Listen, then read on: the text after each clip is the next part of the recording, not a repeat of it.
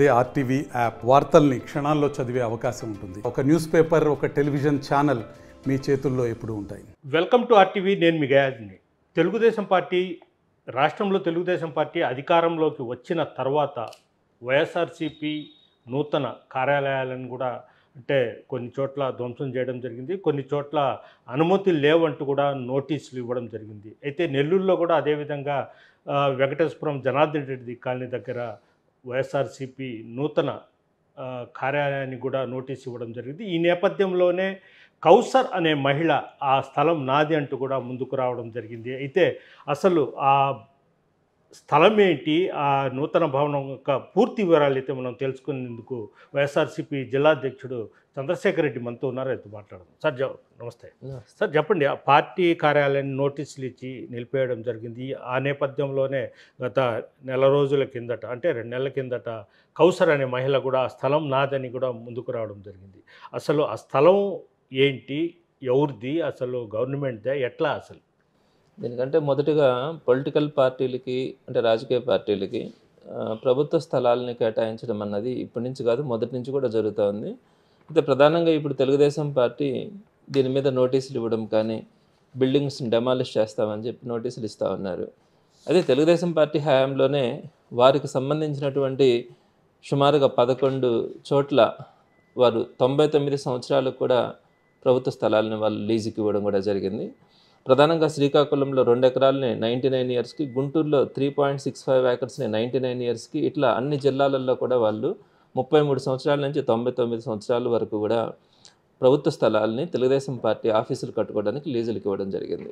అయితే వైఎస్ఆర్సీపీ 2019లో అధికారంలోకి వచ్చిన తర్వాత, ఒక కొత్త పార్టీ వచ్చిన తర్వాత ప్రతి జిల్లాలో కూడా ప్రజల సౌకర్యార్థం అంటే ఎమ్మెల్యేలతో కానీ మినిస్టర్స్తో కానీ కలవడానికి ప్రజలందరూ కూడా వస్తూ ఉంటారు. కాబట్టి సో పార్టీ ఆఫీసులు అన్నది ఉంటే ప్రజలకు కూడా ఉపయోగం ఉంటుందన్న ఆలోచనతో ప్రతి జిల్లాలో కూడా వైఎస్ఆర్సీపీ ఆఫీసుల్ని కట్టడానికి పార్టీ కూడా నిర్ణయించడం జరిగింది. ఇందులో భాగంగా ప్రభుత్వ స్థలాలకి అప్లై చేసుకోవడం, కేటాయించడం కూడా జరిగింది.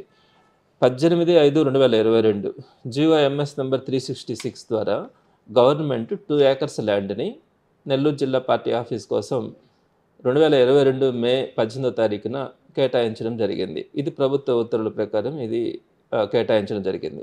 ఆ తర్వాత నెల్లూరు జిల్లా కలెక్టర్ చక్రధర్ బాబు గారు 6/12/2022న ఆ 2 ఏకర్స్ ల్యాండ్ని వైఎస్ఆర్సీపీ జిల్లా పార్టీకి హ్యాండ్ ఓవర్ చేయమని చక్రధర్ బాబు గారు ఆ రోజు ఆర్డర్స్ ఇష్యూ చేయడం జరిగింది.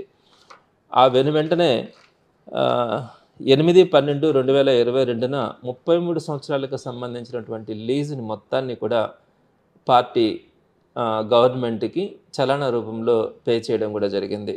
అదే రోజున 8/12/2022న తహసీల్దారు పొజిషన్ హ్యాండ్ ఓవర్ చేస్తున్నట్టుగా 8/12/2022న తహసీల్దారు మా జిల్లా పార్టీకి కేటాయించడం కూడా జరిగింది. అదే నెలలో 30/12/2022న దానికి సంబంధించినటువంటి ప్రాపర్టీ ట్యాక్స్ కట్టడానికి కూడా మనకి ఇవ్వడం కానీ, దీన్ని పే చేయడం కూడా జరిగింది.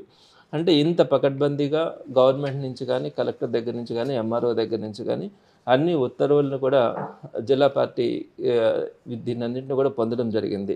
అయితే ఇక్కడ ఇష్యూ ఏంటంటే దానికి సంబంధించినటువంటి బిల్డింగ్ ప్లాన్స్ ఉన్నాయా లేదా అనే దాని మీద నోటీస్ ఇవ్వడం కూడా జరిగింది. సో దాన్ని గతంలో ఉన్నటువంటి అధ్యక్షుడు ఉండడం కానీ, దీన్ని కన్స్ట్రక్ట్ చేసినటువంటి కంపెనీ వీరందరి మధ్య కూడా కొంత సమన్వయ లోపం వల్ల ఆ ప్రాసెస్ ఎక్కడి దాకా వచ్చింది అన్నది కొంత దాని మీద అవగాహన లేకపోవడం, ఆ నోటీస్ రావడం. అప్పట్లో అంటే వేమిరెడ్డి ప్రభాకర్ రెడ్డి గారు జిల్లా అధ్యక్షుడిగా ఉన్నప్పుడు జరిగింది. అవును, ఆయన అధ్యక్షుడిగా ఉన్నప్పుడు జరిగింది ప్రాసెస్ అంతా కూడా. సో దీని మీద కోర్టుకి వెళ్ళడం కూడా జరిగింది. ఆ నోటీస్ మీద స్టే కూడా ఇవ్వడం కూడా జరిగింది. సో మొత్తం మీద అక్కడ అన్ని ప్రాసెస్ అంతా కూడా సిస్టమేటిక్గా ఉన్నప్పటికీ కూడా మధ్యలో ఒక మహిళ ఆ స్థలం నాది అని చెప్పి రావడం కూడా జరిగింది. కౌసర్ అనే మహిళ నాకు తెలిసినంత వరకు అలాంటిది ఎక్కడా కూడా లేదు. మరి ఇప్పుడు అది ఎందుకు వచ్చింది, ఎలా వచ్చింది అని అన్నది దాని మీద అవగాహన లేదు. కానీ ప్రభుత్వం నుంచి కానీ అన్ని రకాలైనటువంటి ఉత్తర్వులు కంప్లీట్గా సైట్ గురించి ఎక్కడ కూడా అఫిషియల్గా డిస్ప్యూట్ లేదు. కేవలం బిల్డింగు సంబంధించినటువంటి ప్లాన్ ఉందా లేదా అన్నది. కానీ బిల్డింగ్ కన్స్ట్రక్షన్లో కూడా అన్ని నామ్స్ ప్రకారమే కట్టడం జరిగింది, చుట్టూరు డీవియేషన్స్ వదలడం కానీ. సో ఎవ్రీథింగ్ అంతా కూడా చాలా పక్కాగానే ఆ బిల్డింగ్ కన్స్ట్రక్షన్ కూడా జరిగింది. ఆ ప్లాన్కి సంబంధించినటువంటి పేపర్స్ మాత్రమే మీద ఒక డిస్ప్యూట్ ఉంది, దాని మీద కోర్టు నుంచి స్టే తీసుకురావడం జరిగింది. ఆ ప్రాసెస్ అంతా కూడా త్వరలోనే కంప్లీట్ చేయడం జరుగుతుంది. అంటే ఆ మహిళ ఏంటంటే మేము గతంలో కొన్నాము, అయితే ఆ స్థలాన్ని నాకు చెప్పకుండానే వైఎస్ఆర్సీపీ లీడర్స్ చేశారని కూడా అప్పటి అనిల్ని కూడా కలిసామని కూడా చెప్పడం జరిగింది. అంటే టోటల్ మీద చూసుకుంటే ఇది తెలుగుదేశం పార్టీ వాళ్ళు ఒక పథకం ప్రకారము అంటే వైఎస్ఆర్సీపీని బదలాం చేయడానికి ఈ విధంగా చేశారనుకుని భావించుకోవచ్చా? నాకు తెలిసి అంత దూరం ఉంటుందని నేను అనుకోను. అంటే ఇది పేపర్స్ అన్నీ చూసినప్పుడు గవర్నమెంట్ మనకు ఒక అలాట్మెంట్ చేస్తే అక్కడెక్కడ డిస్ప్యూట్ ఉన్నా కూడా చేసేదానికి అవకాశం అయితే ఉండదు. ఇది పక్కాగా గవర్నమెంట్ క్లియర్గా ఉన్నందునే మన జిల్లా పార్టీ. ఇప్పుడు మీ ఏ సర్వే నెంబర్లో ఉంది ప్రజెంట్ ఇది ఈ land? Survey number 2222-2. Survey number అదే 2222-2 Nellore urban, Nellore bit 2 village అని ఉంటుంది. అయితే సేమ్ సర్వే నెంబర్లో కౌసర్ అనే మహిళ కూడా అదే చెప్తుంది. మేము అంటే అది సిజిఎఫ్ ల్యాండ్ మనం కొన్నాము అంటే మామూలుగా ఏంటంటే ల్యాండ్ని కొనకూడదు అమ్మకూడదు అని కూడా ఉంటుంది అనేది వాళ్ళ వాదన.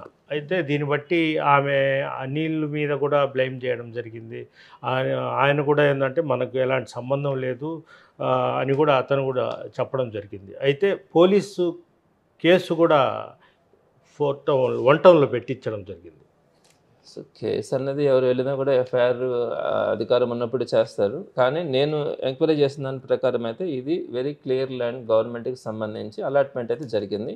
దీనికి సంబంధించి కొంతమంది కాంపెన్సేషన్ కూడా క్లెయిమ్ చేయడం జరిగింది. దాన్ని అఫిషియల్గా కూడా కాంపెన్సేషన్ ఎంత రావాలో అంత వాళ్ళకి పే చేయడం కూడా జరిగింది. సో ఈ సైట్ గురించి అయితే మాత్రం ఎలాంటి డిస్ప్యూట్ ఉంటుందని నేను అనుకోవట్లేదు. ఇది పరిస్థితి. ప్రస్తుతము వైఎస్ఆర్సీపీ నూతన కార్యాలయానికి కలెక్టరు, ఎంఆర్ఓ అన్ని విధాలుగా పక్కా రికార్డు ఉంది. అయితే ఎలాంటి అవినీతి కానీ అక్రమాలకు లోబడి స్థలాన్ని ఇచ్చేయడం కానీ అలాంటిది ఏం లేదు. కేవలం కౌసర్ అనే మహిళ వాదించడం కూడా కరెక్ట్ కాదు. ప్రతిదీ క్షుణ్ణంగా ఒక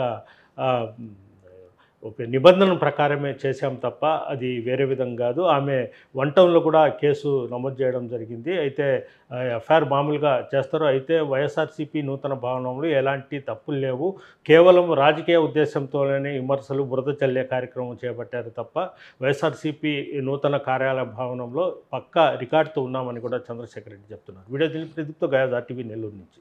మరిన్ని వీడియోస్ కోసం ఛానల్ ని సబ్స్క్రైబ్ చేయండి, లేటెస్ట్ అప్డేట్స్ కోసం వాట్సాప్ ఛానల్ ని ఫాలో చేయండి అండ్ లింక్ డిస్క్రిప్షన్ లో ఉంది.